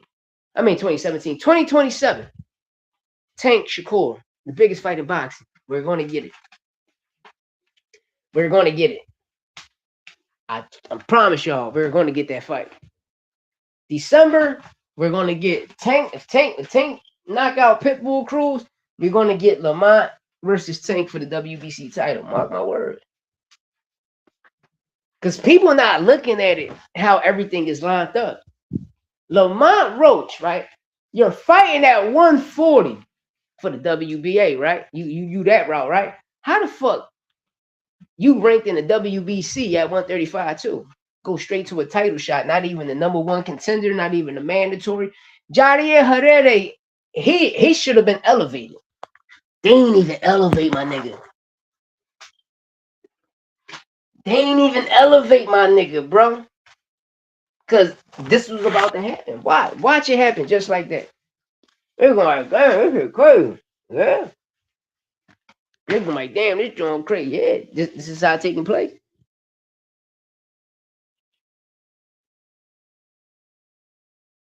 No, great fight tonight. In the comments, let me know who y'all like in tonight's fight between Arnold Barboza and Kenneth Sims. I don't know. I just got a gut feeling. I'm gonna keep it real. I'm betting my money on Keith Thurman and Fedora. I'm betting the draw. This fight right here, if this shit be an action-packed fight, we're gonna get a draw. We're gonna get a draw. I don't know. I just see it. I don't know. I just got a feeling it's gonna be a draw.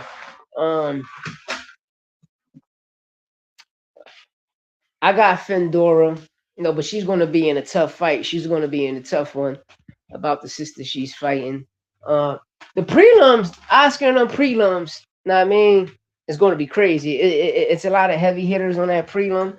But I'm looking forward. Puerto Rico out in the building. Puerto Rico in the building. Oscar Collazo. Watch Oscar bring it back home, and hopefully, softball situation, Puerto Rico beat Italy and bring it back home. We can have 2 victories today for Puerto Rico. Because at the end of the day, when you represent Puerto Rico, we still represent America. You know what I mean? So, yeah, a great one, a good one. Yeah, it was a good show today, man. I appreciate everybody pulling up. Because this is one of those ones. This is one of those ones we needed to talk about, especially with this Boots and Vergil bullshit. Because you could tell it ain't really a problem because when you look at Rick Maringian, and Arnold Barboza, Rick Maringian is Arnold Barboza manager, and he's still a Golden Boy fighter. He's still doing business. It's just all smoke and mirrors, just like I told you about the Conor Ben and Eddie Hearn. You heard what Eddie Hearn said? Well, you know what? He got one. Well, I signed him back. I still do business. Bro, you did business with him regardless, because, nigga, you got parts of that shit too, my nigga. We're not going to do that. We're not going to do that. It's too much smoke and mirrors in the sport of boxing right now, and y'all niggas turning this shit into WWE. That's all I'm saying. Yeah, that's what I'm about to go to. I don't know. I'm going for a draw, which I know I'll probably lose that joint too. But really, my draw was for next Keith Thurman and Fedora fight. But I don't know. Just this fight right here, I got to be in. I don't know. It's just a funny feeling. If it be an action-packed fight, we might get a draw. I'm going with the main event draw. I'm picking Oscar Collazo. I'm going with Fedora. Gabriela Fedora, and it's another fight on there. It's another fight. Damn, what's the other fight on there? It's another fight on there. But it's a Golden Boy got a great card tonight. But I'm picking the draw beats, so I know I'm going to lose that. I know I'm going to lose that, but I might win the Fedora and Oscar Collazo, Jones, so I might be 2-1 tonight. Hopefully I go 3-0, but yeah, I got Gabriela Fedora. Good, tough fight. I'm rocking with Oscar. This joint gonna be a banger. He got a fight on his hands. I'm rocking with Oscar. Shout out Oscar Collazo. And damn, I don't know, man. I don't know. No, because Kenneth Sims, he cool. He a good fighter. And Barboza, it's a mirror match. Cause I shout out my co-host Santos Boxing. We was talking yesterday, and we was talking about the fight, and I said, bro, because he think Arnold can pull it off, and I'm like, bro, to me, it's a mirror match. They remind me of each other. Hopefully. Now, man, it's to me like when I watch both fighters, I look at them. It's like a mirror match to me. It's like a mirror match to me. That's why I say this one can be a tough one for each fighter. Especially when you look at both of their last performances. You know, we know Barboza ain't your like your everyday Mexican who's going to press forward. He got more rhythm to him. He got more style and class to him. You know, then you got shout out to Kenneth Sims. But like he got the Midwest swagger of boxing, and what I mean by that is, it ain't really too much like the East Coast, like when you coming from Philly, DC, Ohio, Michigan, New York, Florida, and shit. You feel me? I mean, when you come from those areas, you're not more like he's not slick like that. He'll stand in the pocket, shoot. Like to brawl a little bit, which everybody else do, but like they the same fighter to me. I don't know. I don't know. They just remind me of each other. I don't know. Just when I just watch both of these fights, like if I watch an Arnold Barboza fight somebody else, like I he remind me of a Kenneth Sims. Or if I see a Kenneth Sims fighting somebody else, he remind me of an Arnold Barboza. Just to me, the styles is a little similar. So yeah, it's gonna be a great one. It's gonna be a great one. I got to be in the draw. But one thing, it's like the Gabriella Fendora fight. She in there with a tough competitor. Old head. She finally getting her opportunity. I know she like 30 plus something like that. But old head ready, man. Old head ready. And one thing about short people, that should be compact. Like brother, like sister, like brother. They all like their father and mother. It runs in the family.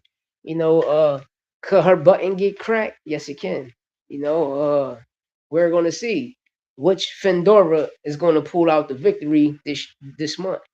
Is it gonna be Gabriella or is it gonna be Sebastian or is it gonna be both Fendoras, brother and sister, coming back with the victory this month? This is a tough month for the Fendoras. It's a tough month. Like I say, for the Keith and Sebastian, I don't know. I don't know. I had Thurman, knocking out Fendora because that button what Brian Mendoza did. Yes, he do. Yes, he do. Hey, we game all night. You hit that shit right on the head. He need an American one, bro. Because we synced this shit with Boo Boo Andre. Ain't nothing wrong with Eddie Hearn and shit. It's just they don't know how to promote American fighter. They don't know how to push it. And we seen that shit with Boo Boo Andre, man. That shit was sad with Boo Boo Andre. That shit was sad with Boo Boo Andre. But yeah, UFC on tonight too. Yeah, when I get up off this week game, I'm gonna send you a picture of my pick. Let me know if that pick alright, or I'm gonna send you the names who I picked. No, but thanks for everybody pulling up. Great show, man. It's a lot. Listen, it's stuff from 3 o'clock Puerto Rico, Italy, all on up to the UFC, then all the way up to the Kenneth Sims and motherfucking Arnold Barboza fight. We lit this whole month. Yeah, and who he pushing? You feel me? Who he pushing? You see how he got Connor? It doesn't, like I say, how Connor got his name to pop right now. He's big in America. I don't give a fuck what anybody say. And I like Connor Ben as a fighter. I don't know what all these other niggas be talking about. Like Connor, I don't know what the fuck y'all talking about. Connor can rumble to me. You know what I mean? I like it. I like Connor. I really like Connor. As a fighter, I like him. I like what he brings to the game. He good to me. Yeah. Like when the UFC card is a fight night type card, not a pay-per-view type card, but I'ma still watch. Yeah, I seen them niggas because I won one time on FanDuel. I won some money on this shit. So, that's why when I see some of them pop up, I hit that shit. But right now you give me a lot of game on that shit. You feel me? I know you and my broski Santos boxing, y'all cook on this joint. Yo, I always said that there'd be a fight to see. Conor Ben, Brian Norman would be a fight to see. Yes, it would. Yes, it would. Yes, it would. That should be like Williams and Pater and Pitbull fighting, or like Pitbull and Matias fighting. I'm in here waiting on a 11-game parlay now. You not confident? Damn, I never should have bet then. Damn. Well, I tell y'all, man, we game all night with them UFC picks, bro. My guy be on the money. My broski be on the money. Is that one nigga fucked us up that day? Who it was? Who the fuck my brother was, man? Was it the ball Green fucked us up, right? Green pulled that shit off. But everything else hit. I forgot who it was who pulled that shit off, fucked up the parlay. But when I said, oh, we game all night, got the Jawskis.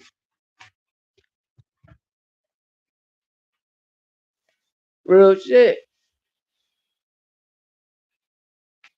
11-game parlay. They sports prediction. And we game on like everybody on here. Who y'all got? And what's y'all prediction for the Golden Boy card? Y'all like Kenna Sims, Barboza? Y'all like Oscar, the other boy?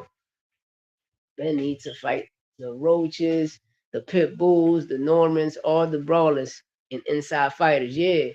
Yeah, Bobby Green. That's the nigga. Bobby Green cooked the shit out of us. Bobby Green cooked the shit out of us.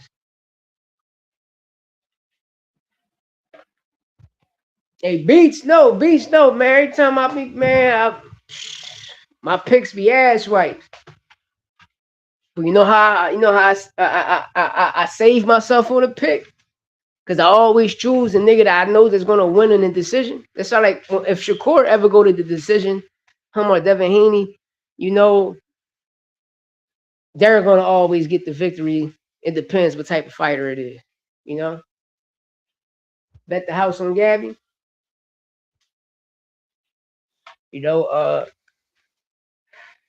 like when it comes to Tank, you know, we all look at Tank like, you know, he's going to get the knockout in the late rounds. He's going to take him in the deep waters and he's going to drown them niggas, you know?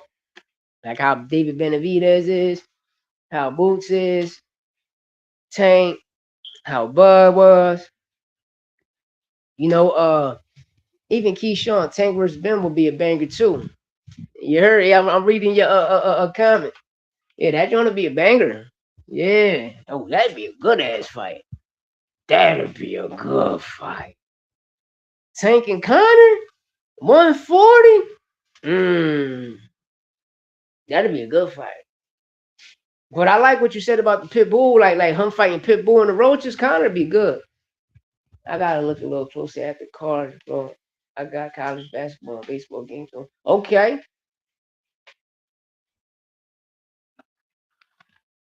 Yeah, man, my motherfucking Temple, man. Temple La Salle, like they gotta tighten the fuck up.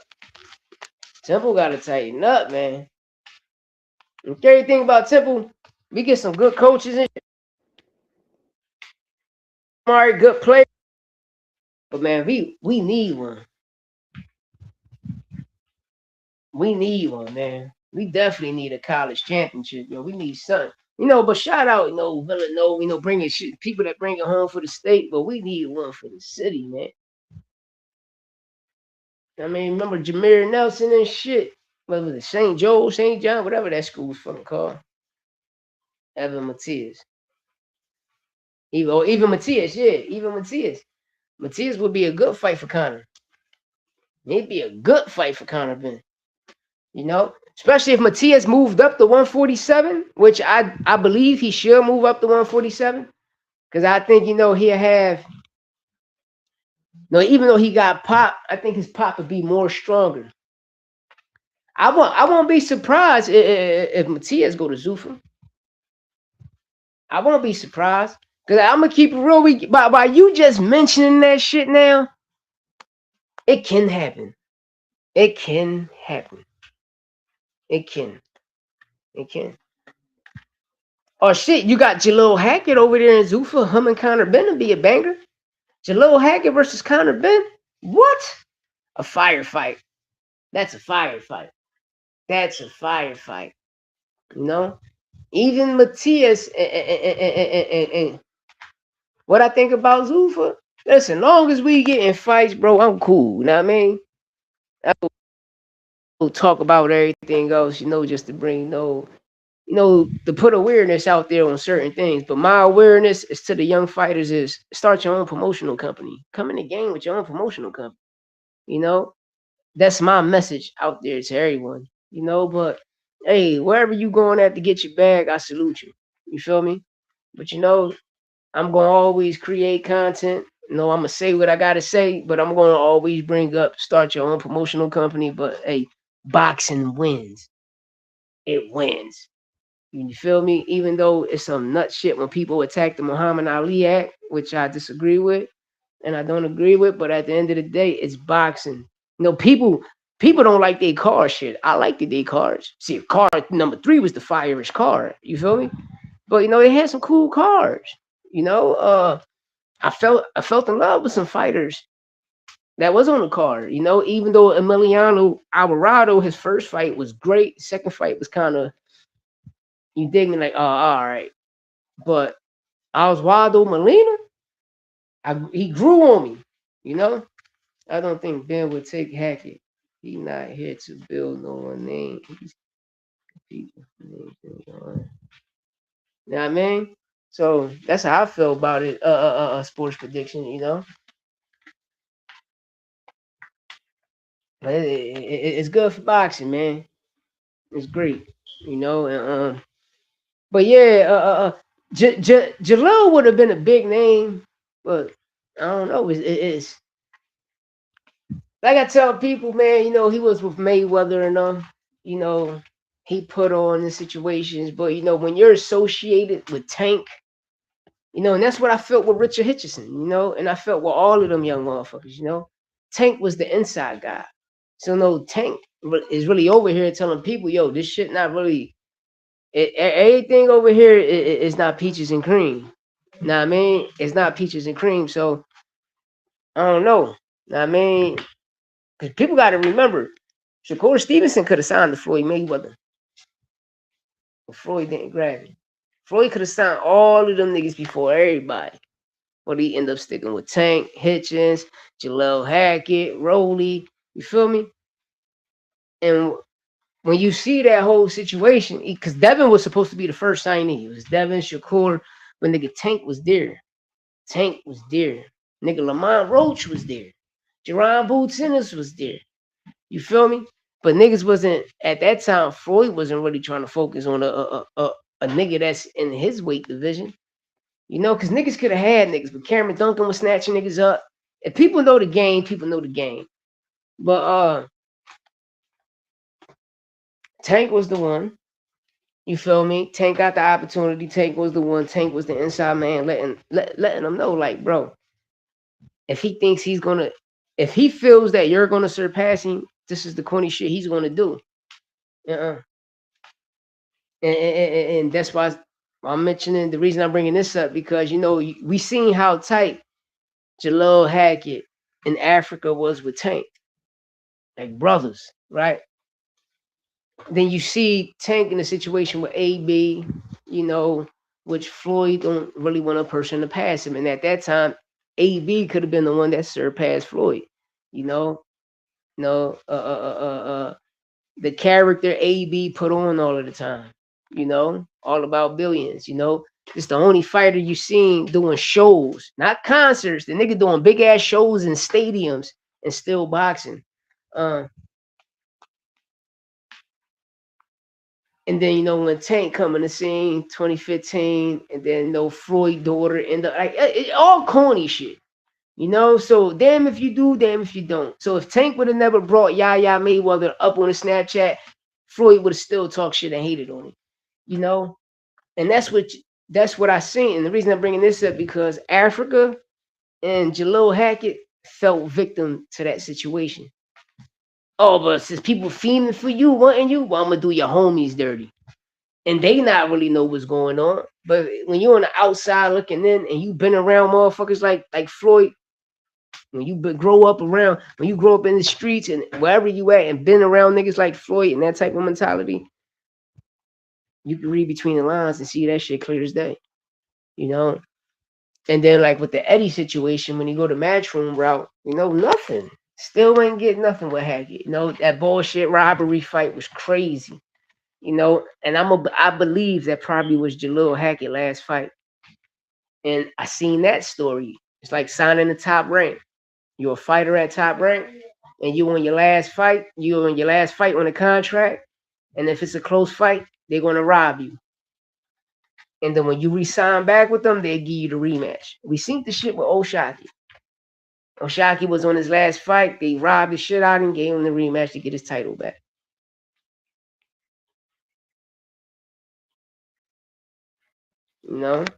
But yeah, he do got to get in there with some, I mean, bigger names. You feel me? Pete Dobson was cool, but he really got to get in there with those heavy hitters. Hey, we game all night. You think Zuffa can provide him with that? With the bullshit shenanigans that's going on right now. Because if I was Zuffa and they seeing this video, start Zuffa boxing promotions, man, so you can deal with the body sanctions and just come back out and just have Dana White saying he was joking around and he just was being sarcastic, So these other fighters that's signing over there, they really want to become champions. That's all I'm saying, That's what I feel. That's what I feel for the fighters, man. But yeah, man, I'm about to get up on out of here. I appreciate everybody that tuned in. You feel me? We be live later. Know what I mean? Shout out my co-host Santos Boxing. Shout out Louis Azza. Shout out my broski Frontline. Y'all already know what it is, Bodie. Know what I mean? Go over there. Shout out Edwin, Round One Sports Talk. Go over there later on. They gonna be live. Frontline Round One of them niggas gonna be live. I'm gonna pull up over there. I gotta pull up on Mill because shout out Mill City Boxing. My son was on. My youngest son had my phone yesterday, and Mill sent me a joint. So Mill, I'm gonna pull up on you, broski, today. Shout out to Art Queen. Shout out my brother Timmy T. Y'all already know what it is, man. Bridge work. Man. A VA Money Group always cooking. You hear me? Shout out VA Money Group. Beach, you already know what it is, broski. A1 since day one. You feel ski? Shout out Beats. Shout out my brother, man. OTB Boxing School, man. OTB, what up? Shout y'all already know what it is, man. The best with this UFC shit. The best in gaming. You hear me? My brother, we game all night. Go over there and check him out, y'all. When it come to gaming, my brother got it, man. And he got a fire show, that's lit, man. Y'all want to love it. Go tune into him. Hey, Beats, what up? You already know A1 since day one. And shout out to Sports Predictions 101. You already know. Stay litty. And everybody, man, go pull up on these brothers and go subscribe to them. Check out their channel. Because we building the community, man, and it's all love over here. And I appreciate everybody that pulled up and tuned in. You know what I mean? And one thing about Sports Predictions 101, always stay with a fire prediction, always stay with fire content, always analyze and give you a great breakdown. Everybody that come up on here that I mentioned, all is great analysts and commentators of the motherfucking game. You feel me? We run these YouTube streets, especially the YouTube sports section. Know what I mean? Great commentary, great analytics, great breakdowns, great predictions. Don't take my predictions though, nigga. My shit, I don't know. I might lose you a bunch of motherfucking money. You might win one fight fucking with me. And it might be the main event. Know what I mean? But hey, everything, we don't let nothing marinate, baby. We get straight to the sauce. Everything saucy. Yeah, ski. Shout out my bro Ski Santos Boxing. But yeah, man, I appreciate everybody. Hey, I said that shit too. Grab the IBO. Grab the IBO, man. Deal with the IBO. Deal with the IBO. And you know what's so crazy? They can move the nigga Boots was fighting Lima. Lima, IBO champion at 160, bro. You can move Lima there. You can move Lima. Snatch the IBO. You can move Lima there. You can move the nigga Iglesias at 168. You know who the IBF was trying to force Canelo to fight. But you can move him there because he's the IBO champion at 168. He's what Ari the Tiger. Yo, they can even shout out Steve Claggett. Yo, go grab Steve Claggett. Don't look at his 7-8 losses like, oh no, that nigga can fight. And he's gonna always put on a beautiful performance every time he come. But yeah, go check them out. But the IBO will be a great situation for them. You know, because the IBO is right there with the WBO. You feel me? That'd be a great situation for them. You know, because it's a real belt. You know what I mean? Because ain't nobody gonna really want the Zuffa belt. Imagine Zuffa, you becoming a Zuffa champion, you start paying sanctioning fees. Like, bro, how you gonna pay me to force me to pay you back, nigga? You fucking Indian giver, you know? But hey, man, we gonna find out. We got the next 2 to 3 years, close to 5 years, to find out how is Zuffa still gonna be around, still gonna be a heavy hitter, or is Zuffa gonna be running the game in the next 5 years? We're gonna find out. We definitely gonna find out, but they need a big splash. They need a big splash. They need a big splash, and that's a motherfucking fact. But at the end of the day, y'all, I'm up on out of here. I appreciate